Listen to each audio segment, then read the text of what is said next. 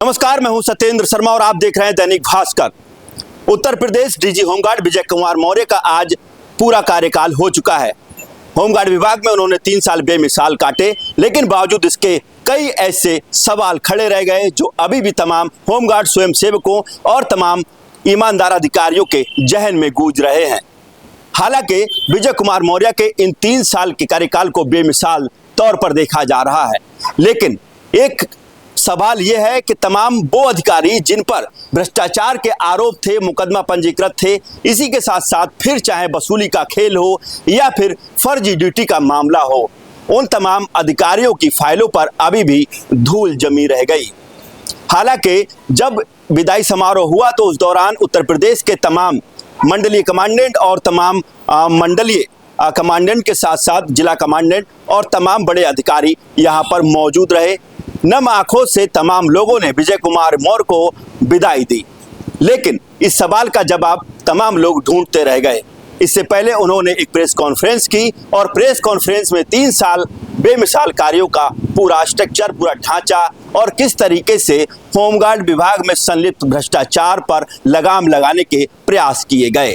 देखिए क्या कहते हैं डीजी विजय कुमार मौर्य। से भी ज्यादा होमगार्ड के स्वयंसेवक प्रतिस्थापित हैं। उत्तर प्रदेश के होमगार्ड्स के सभी ड्यूटियां कंप्यूटर द्वारा, सॉफ्टवेयर द्वारा प्रतिस्थापित होती हैं। इनका दैनिक भत्ता कांस्टेबल के दैनिक वेतन के बराबर होता है और समय समय पर जो महंगाई भत्ता होता है वो जुड़ता रहता है।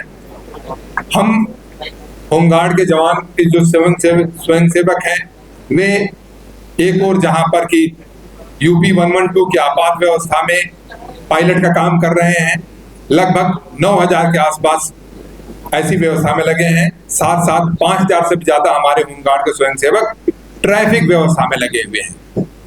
इसके साथ साथ मजिस्ट्रेसी, जुडिशियरी तथा पुलिस थानों पर पुलिस के सहायक के रूप में इनकी बहुत बड़ी भूमिका है और लगातार इस पर ड्यूटी कर रहे हैं। होमगार्ड के ट्रेनिंग को और ज्यादा गुणवत्तापूर्ण करने के लिए इनकी ट्रेनिंग अवधि को 42 दिन से बढ़ाकर 90 दिन कर दिया गया है। सरकार ने काफी ट्रेनिंग सेंटर सैंक्शन किए हैं। 12 स्थानों पर ट्रेनिंग कराई जा रही है और 2 नए ट्रेनिंग सेंटर भी अंडर कंस्ट्रक्शन है।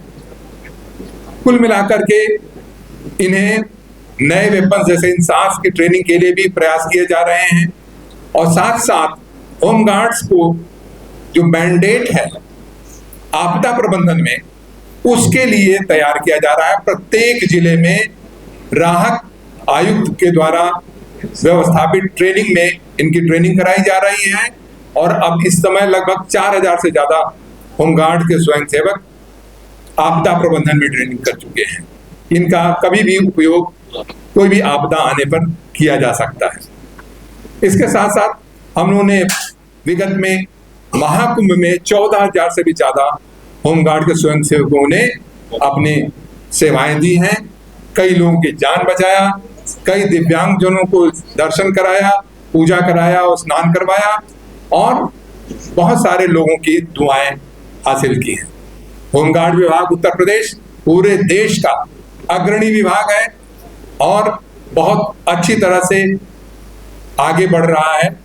हम लोग प्रयास कर रहे हैं कि ज्यादा से ज्यादा इसमें प्रोफेशनलिज्म हो और इनकी सेवाएं आम जनता तक गुणवत्ता के साथ पहुंचे। सर, जैसा कि थानों पे जब होमगार्ड की तैनाती होती है तो सर उनको वो सम्मान नहीं मिलता है जो मिलना चाहिए। ऐसी सब नहीं आता, ऐसी समस्या नहीं आती है। वो मैं कह रहा हूँ। तो देखिए, मैं तो हमेशा ये कहता हूँ कि किसी भी स्वयं सेवक का स्थान किसी भी सरकारी कर्मी से ज्यादा है।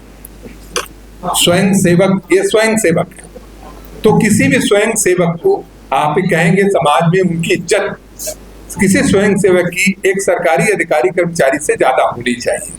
बाकी ये व्यक्तिगत बातें हो सकती हैं, किसी थाने पर बहुत सारी चीजें इंटरपर्सनल रिलेशंस हो सकती हैं, अन्यथा हम लोग प्रयास करते हैं कि इनके सम्मान के साथ कोई बात ना हो और ये अच्छी तरह से ड्यूटी करें। सर, क्या ड्यूटी के दौरान जो है स्वयं सेवक जो आपके अधिकारी हैं वो बिना वर्दी के काम कर सकते हैं और लगातार देखे जाते हैं कि वो बिना वर्दी के होते हैं? कौन से अधिकारी?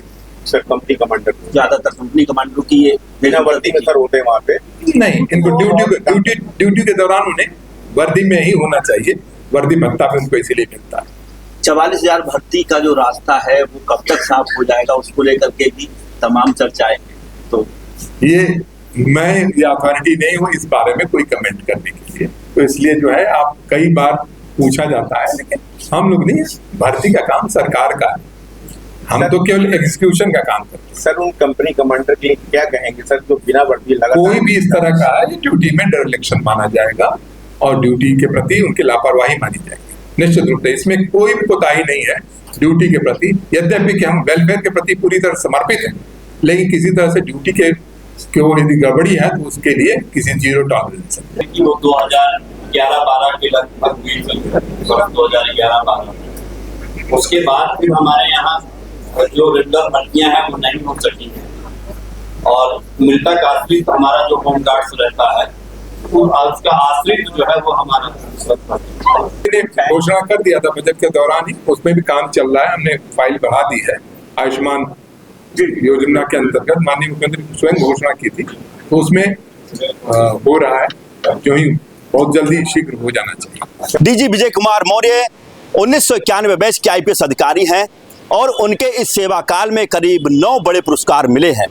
अच्छे कामों के लिए सराहना की जाती है, लेकिन तमाम जो काम अधूरे रह गए उनके लिए नए अधिकारी से उम्मीदें लगाए बैठे तमाम स्वयंसेवक संगठन अभी भी नजर जमाए बैठे हैं। देखना होगा अब कि तमाम वो कार्य जो अधूरे रह गए हैं उनको कौन नया अधिकारी बहुत कम समय में गतिमान बनाता है। कैमरामैन साकेत उमराव के साथ सत्येंद्र शर्मा, दैनिक भास्कर, लखनऊ।